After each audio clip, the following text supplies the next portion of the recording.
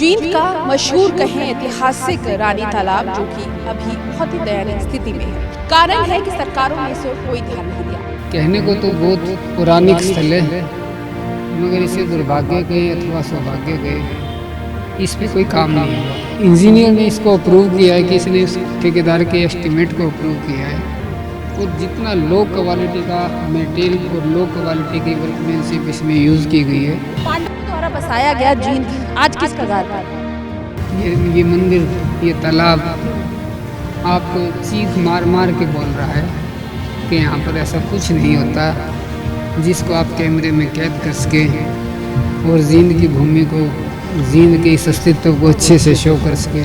ऐसा कुछ भी नहीं है। हरियाणा की राजनीतिक राजधानी जींद में है। पांडवों द्वारा बसाए गए जींद में बहुत कुछ ऐतिहासिक है, और अगर बात करें तो एक समय पर यहाँ पर फिल्में भी बनती थी और इसके अलावा कई टूरिस्ट भी आते थे। लेकिन अब कई जगहें ऐसी है जहाँ से टूरिस्ट दूर हो गए हैं।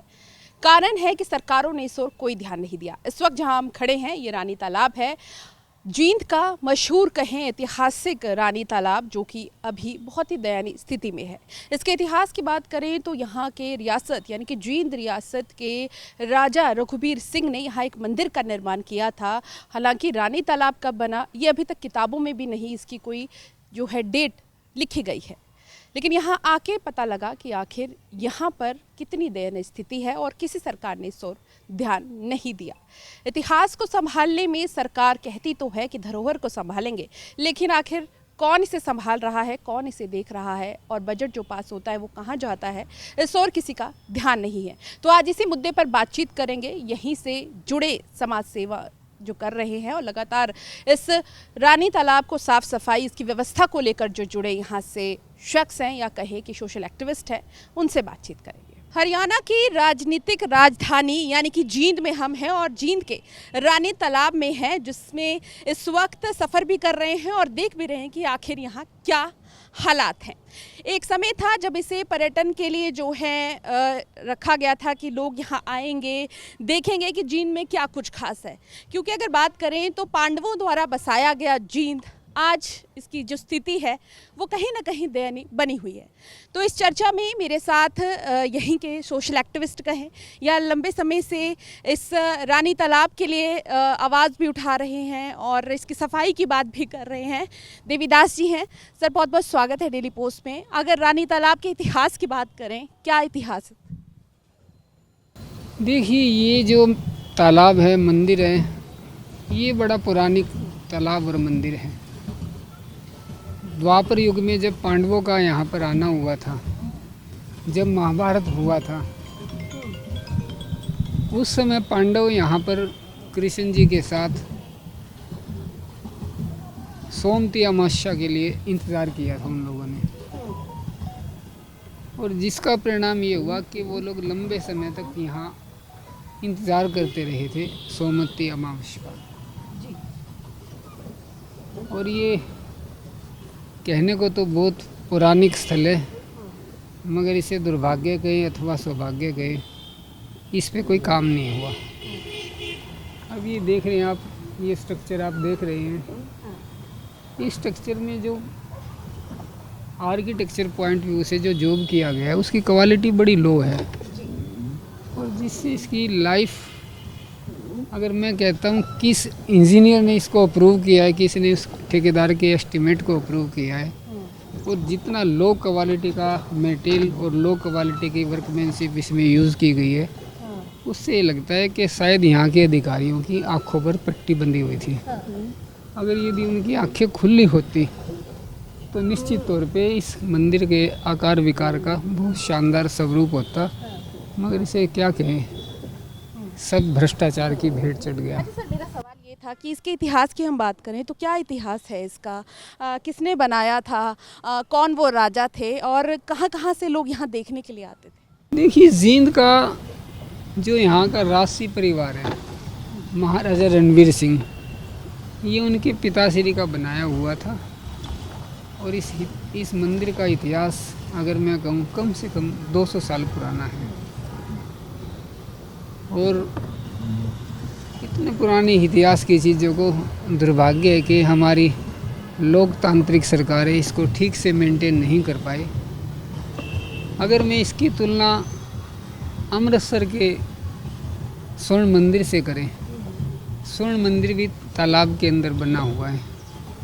यदि आप उसके पानी को हाथ में उठाएंगे तो सब कुछ चीज़ें आपको पानी की इतनी शानदार क्वालिटी मिलेगी, देखते ही मन खुश हो जाएगा। जब ये कार्य 2011 में स्टार्ट किया तब हमारी उपायुक्त महोदय से बात हुई थी। उस समय यहाँ पर माननीय राजीव रतन जी डिप्टी कमिश्नर होते थे। जब इस तालाब के अंदर ये 15 फीट की चौड़ी पेरीफेरी बनाई गई थी, मैंने उनको बोला भी था मैं कि आप इसकी प्लीज़ इसकी फीलिंग कराकर मिट्टी भराकर आप तालाब का आकार छोटा मत करें।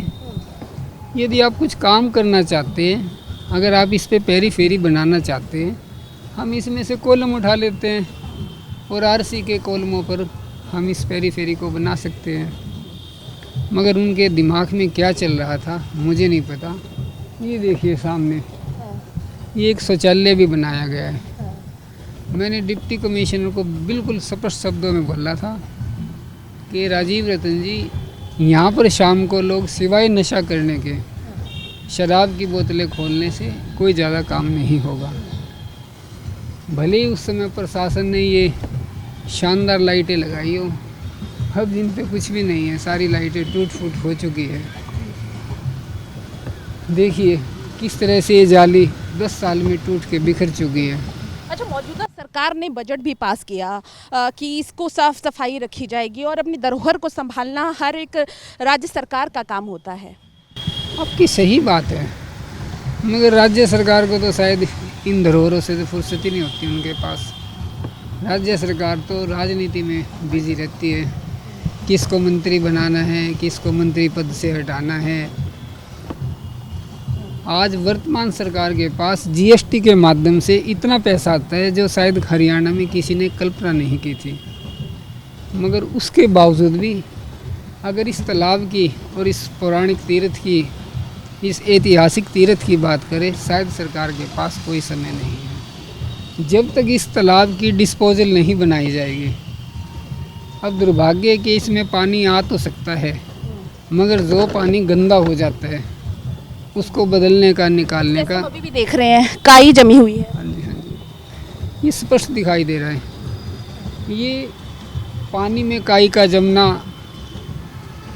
सीमेंट की जालियों का टूटा होना, पत्थर जगह जगह से उखड़ कर गिर जाना, ये सारे इस बात को शो करता है कि जो स्थानीय प्रशासन है वो इसकी तरफ कोई ध्यान नहीं दे रहा है, क्योंकि प्रशासन के लोगों को ना मालूम किस दिशा में वो लगे हुए हैं। अच्छा, एक और चीज़, ये मुद्दा रहेगा इस बार चुनावों में? नहीं, नहीं रहेगा। किसी का ध्यान नहीं है? नो, कोई इसकी तरफ देखेगा भी नहीं आगे। पांडवों द्वारा बसाया गया जींद आज किस कगार पर है? आज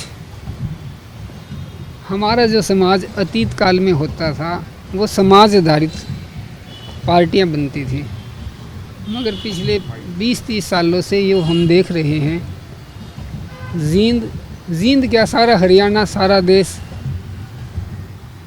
पार्टी आधारित समाज बनाने का काम किया जा रहा है। आज समाज आधारित पार्टी नहीं बनाई जा रही और जिसका परिणाम ये है, ये मंदिर, ये तालाब आपको चीख मार मार के बोल रहा है कि यहाँ पर ऐसा कुछ नहीं होता, जिसको आप कैमरे में कैद कर सके और जींद की भूमि को, जींद के इस अस्तित्व को अच्छे से शो कर सके, ऐसा कुछ भी नहीं है। बिल्कुल, बाहर से जब हमने देखा तो खूबसूरती बहुत ज़्यादा थी, लेकिन जब यहाँ आए और यहाँ के हालात जाने तो यहाँ के लोगों का ये कहना है कि इस ओर कोई ध्यान ही नहीं दिया गया, या फिर ये कहें कि ध्यान, बजट ज़रूर पास हुआ लेकिन ये बजट इसके कायाकल्प पर कहें या इसकी बेहतरी के लिए वो इस्तेमाल ही नहीं हुआ। चुनावी मुद्दा भी नहीं है, लेकिन कहीं ना कहीं सरकारों को, चाहे मौजूदा सरकार है या जो आने वाली सरकार है, उसे ज़रूर इसके बारे में सोचना होगा, क्योंकि धरोहर है और धरोहर को अगर सरकारें नहीं बचाएंगी तो फिर आखिर कौन बचाएगा। कैमरा पर्सन रोहित के साथ पूजा वर्मा, डेली पोस्ट पंजाब, हरियाणा, हिमाचल।